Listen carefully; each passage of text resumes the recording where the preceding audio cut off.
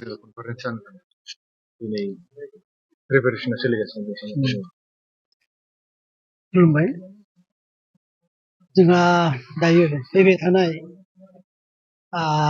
2024 मायथाइनि 4, 5, 6, 7 सानब्रैनि जोङो बिराद गाजा गोमजायै मोनसे जों हाबाफारि लादों।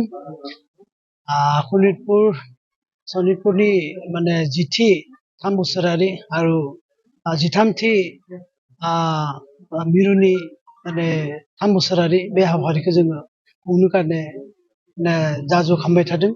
जोङो बेवहा बानजाय आफादबो दानाय जाबाय। जोङो बेयाव बानजाय आफादनि जोंहा दङ बिथां लीला बर' आरो गाहाय नेहाथारि जोंहा ललित बर'। ओमफ्राय जोङो शनितपुर जिल्लायाबो सम्पुर्ण बेवहा सहायखौ जों खालामगासिनो दङ। जों गासै बियाब बिखेखকৈ जोङो शनितपुर डिस्ट्रिक्टआव जोङो गिदिंनानै गथै माने सांग्रांथि मेल लाबाय थादों। सांग्रांथि मेल लाना रायजोफोरखौ जोङो फैबाय थानाय बे खिन्थु जथुम्मायाव जेन गासैबो लैहोर लैहोर फैनो हायो, लैहोर लैहोर फैनानै खामानिखौ मावनो हायो। गासै खामानिया जों मोजाङै जायो। गासै जोंथ' अखम आरो अखमनि बाहेरा भारतनि बाहेरनिबो जोंथ' माने जोंथ' हादरनिफ्राय फैगोन बिथांमोनखौ जों मोजाङै खुंनो हायो, मोजाङै जोङो बानजायना हरनो हायो। बिनि थाखाय जोङो बिराद मोनसे माने प्रस्तुति सालायबाय थादों आरो प्रस्तुति जाबाय जोंहा। ओंखायनो आङो खावलायदों गासै जोङो अखमनि बाहेर सारा भारताव थानाय, भारतनि बाहेरायाव थानाय बेसेबां हादरफोरनि जोंनि बर' रायजो राजा नोंथांमोन बा बाथौआरि नङै जेन रायजोआनो जाथों बिथांमोनखौ जोङो खावलायदों। बिथांमोना जोंनि बे जथुम्मायावहा लैहोर लैहोर फैनांगौ।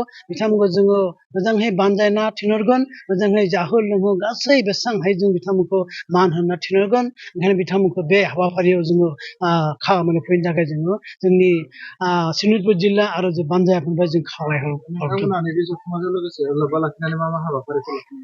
बे हाबाफारियाव जोंहा बिखेखকৈ जोंहा सबसे गेदेर हाबाफारि आरज गमा जागोन। जोंहा आरज गमा बे आरज गमावहा जोंहा 50,000 माने जों आरज हानजा माने आरज थागोन। जोंहा सुबुं लानानै जों खालामनाय जागोन। बेयाव खाम सिफुं जथा सेरजा जों हारिमुखौ लानानै जों बेवहा जेथिया जों गुबुन जेनेबा जों हारसा हारिफ्रा जेनेबा जों बिहुखौ जों बिथांमोना